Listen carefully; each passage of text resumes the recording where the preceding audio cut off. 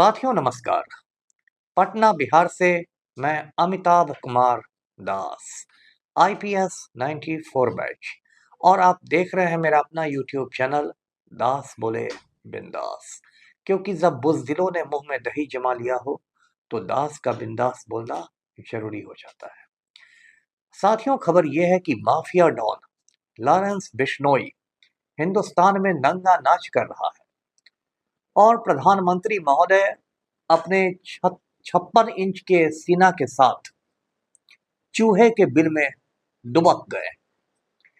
ये वीडियो बड़ा ही रोचक और ज्ञानवर्धक है, इसे दिल थाम कर आखिर तक देखिए।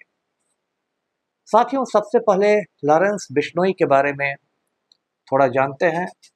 लॉरेंस बिश्नोई का जन्म पंजाब के फिरोजपुर में हुआ था और उसके पिता जो थे वो हरियाणा पुलिस में सिपाही हुआ करते थे। अब देखिए, पुलिस वाले के घर में एक माफिया डॉन पैदा हो गया, इसी को कहते हैं चिराग तले अंधेरा। दिलचस्प बात यह है कि दाऊद इब्राहिम का अब्बा भी महाराष्ट्र पुलिस में हेड कांस्टेबल हुआ करता था, हवलदार हुआ करता था। तो ये जो लॉरेंस सिद्दीकी था, इसके जो सिपाही पिताजी थे, उन्होंने बाद में पुलिस की नौकरी छोड़ दी और खेती किसानी करने लगे।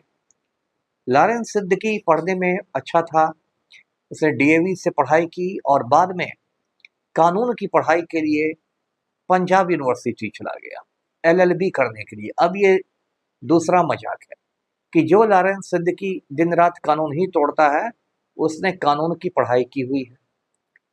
पंजाब यूनिवर्सिटी में जाकर ही लॉरेंस बिश्नोई की जो आप कह सकते हैं संगत थी, उसकी जो सोहबत थी वो बिगड़ गई और उसका एक दोस्त बन गया गोल्डी बरार। और ये दोनों जो थे ये गलत रास्ते पर निकल पड़े, अपराध की दुनिया में चले गए। गोल्डी बरार आजकल कनाडा में रहता है और लॉरेंस बिश्नोई का एक तरीके से आप उसको दाहिना हाथ कह सकते हैं। लॉरेंस बिश्नोई का जो गिरोह है, इसने ऐसे तो बहुत सारी हत्याएं करवाई है, लेकिन कुछ हत्याएं जो इसने करवाई है वो काफ़ी सनसनीखेज आपको उसको कह सकते हैं, लोमहर्षक हत्याएं करवाई, जिसने पूरे देश में राष्ट्रीय सुर्खियां बटोरी। जैसे 2022 में एक हत्या हुई थी, पंजाबी का एक गायक हुआ करता था, सिंगर हुआ करता था, सिद्धू मूसेवाला। सिद्धू मूसेवाला के जो म्यूजिक एल्बम थे ये सब बहुत पंजाब में बिकते थे और काफ़ी पॉपुलर था वो। सिद्धू मूसेवाला को अंगरक्षक भी मिले हुए थे, बॉडीगार्ड्स भी मिले हुए थे, लेकिन एक दिन वो बिना बॉडीगार्ड्स के ही खुद से गाड़ी ड्राइव करते हुए निकल गया और उसको रास्ते में रोक करके गोलियों से छलनी कर दिया गया। सिद्धू मूसेवाला की मौत में भी लॉरेंस बिश्नोई गिरोह का ही नाम आया और कहा गया कि सिद्धू मूसेवाला की इसलिए हत्या करवाई क्योंकि एक पंजाब में बम्बीहा गैंग है, बम्बीहा गिरोह है और लॉरेंस बिश्नोई का गिरोह का उसे 36 का रिश्ता है, यानी दोनों गिरोह एक दूसरे के खून के प्यासे रहते हैं। तो सिद्धू मूसेवाला ने एक एल्बम बनाया था बम्बीहा बोले करके, उसमें उसने बम्बीहा की मतलब तारीफ में कुछ गीत गा दिए थे, जिससे लॉरेंस बिश्नोई काफ़ी खफा था। तो सिद्धू मूसेवाला की हत्या की एक वजह ये भी बनी। उसके बाद आइए 2023 के दिसंबर में करणी सेना का जो प्रमुख था सुखदेव सिंह गोगा मेड़ी, वो खुद भी गुंडा मवाली ही था, उसकी हत्या हो गई राजस्थान की राजधानी जयपुर में, जिसे गुलाबी नगरी कहते हैं, पिंक सिटी कहते हैं।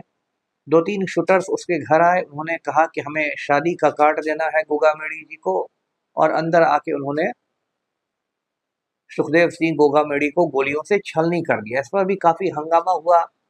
उसमें बात यह आई कि लॉरेंस बिश्नोई का गिरोह का एक आदमी है रोहित गोधरा, वो राजस्थान में काफ़ी एक्टिव रहता है, उसी के साथ सुखदेव सिंह गोगा मेड़ी की अदावत चल रही थी, दुश्मनी चल रही थी, तो उसमें गोगा मेड़ी की हत्या कर दी गई। और उसके बाद अब आया 2024 में आपको परसों यानी विजयादशमी के रोज़ बाबा सिद्दीकी का खून कर दिया गया, जिस पर मैंने कल पूरा अपना वीडियो बनाया था। कौन थे बाबा सिद्दीकी, किस तरह उनका खून हुआ और क्या हुआ। इसमें भी सुखदेव सिंह गोगामेड़ी लॉरेंस बिश्नोई गिरोह का हाथ आ रहा है। और लॉरेंस बिश्नोई को देशवासियों ने सबसे पहले उस समय जाना था जब उसने सलमान खान को हत्या की धमकी दी थी। सलमान खान ने कुछ साल पहले जोधपुर में काला हिरण का शिकार किया था। उस समय एक फिल्म की शूटिंग हो रही थी जोधपुर में, हम साथ साथ हैं फिल्म की शूटिंग के बीच जब उन लोग को थोड़ा समय मिला, फुर्सत का समय, तो सलमान खान उर्फ सल्लू मियाँ निकल गए शिकार के लिए। ऐसे शिकार करना आप जानते हैं हिंदुस्तान में गैर कानूनी है। खास के 1972 में जो वन्य जीव कानून बना उसमें तो शिकार पर बहुत कड़ा प्रतिबंध लगाया गया है, लेकिन सलमान खान ने शायद वो वन्य जीव कानून पढ़ा नहीं था, तो वो निकल गए और उन्होंने काले हिरण का शिकार कर दिया। ये जो काला हिरण होता है इसको इंग्लिश में कहते हैं ब्लैक बक। ये हिरण की एक खास प्रजाति होती है। अब आप पटना जू में भी देख सकते हैं, ब्लैक बक है और इसका पूरा शरीर काला रहता है, लेकिन इसका पेट का निचला हिस्सा जो रहता है वो सफ़ेद रहता है और इसकी जो सींग सीधी और घुमावदार होती है। तो बड़ा एक इसका खास आप कह सकते हैं लुक्स होता है ब्लैक बक का। और ये जो काला हिरण होता है ये राजस्थान के बिश्नोई समाज के लोग इसको पूजते हैं। ये जो बिश्नोई समाज है ये भी बड़ा दिलचस्प समाज है। इसके जो गुरुजी थे जिन्होंने इस समाज की बुनियाद डाली, उसने अपने अनुयायियों को 29 दिशा निर्देश दिए थे। 29 को आप कह सकते हैं 20 और 9, तो 20-9 से ही बना है बिश्नोई। और ये जो बिश्नोई लोग होते हैं ये प्रकृति की पूजा करते हैं, जानवरों की पूजा करते हैं। रेगिस्तान में एक खेजड़ी का पेड़ होता है उसकी पूजा करते हैं और बुनियादी तौर पर पशु पक्षियों इन सब की पूजा करते हैं। लॉरेंस बिश्नोई उसी बिरादरी से आता है।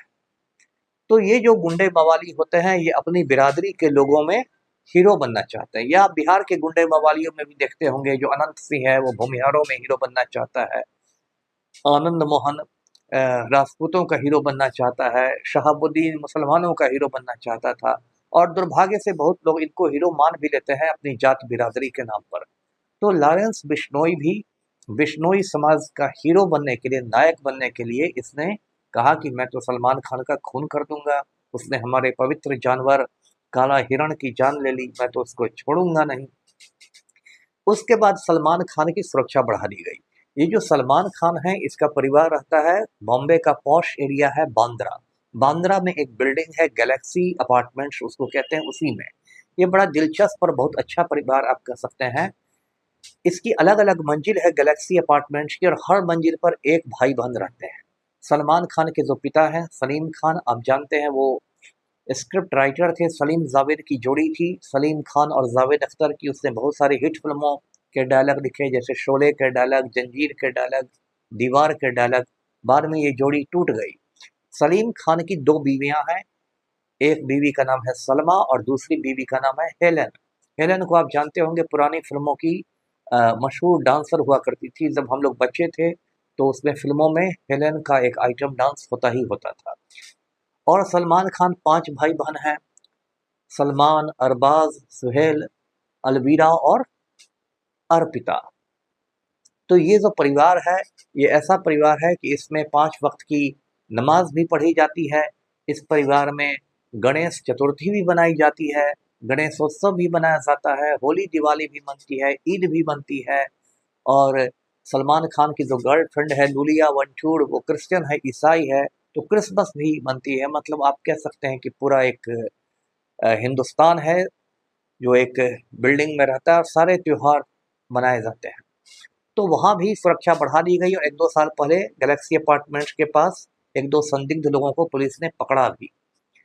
तो ये तो सलमान खान पर खतरा हो गया।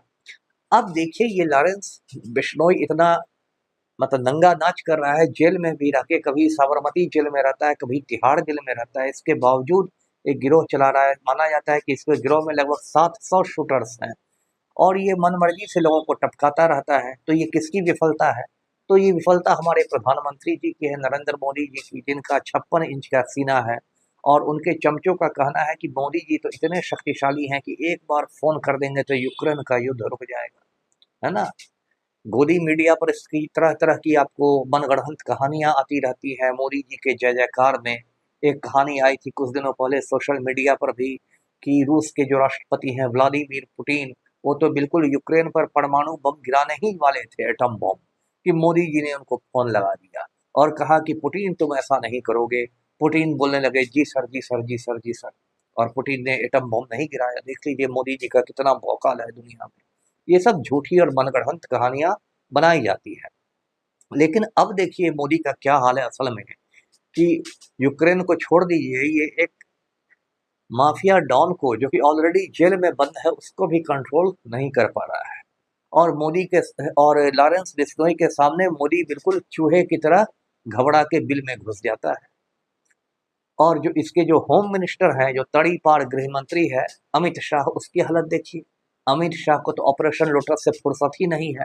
वो तो दिन रात इसी चक्कर में रहता है कि उस राज्य में गैर भाजपा की सरकार गिराओ, उस राज्य में गैर भाजपा की सरकार गिराओ, उस विधायक को 50 करोड़ में खरीदो, उसको 75 करोड़ में खरीदो, उसको सूटकेस पहुंचाओ, उसको लाओ। क्या देश में मजाक चल रहा है? होम मिनिस्टर है।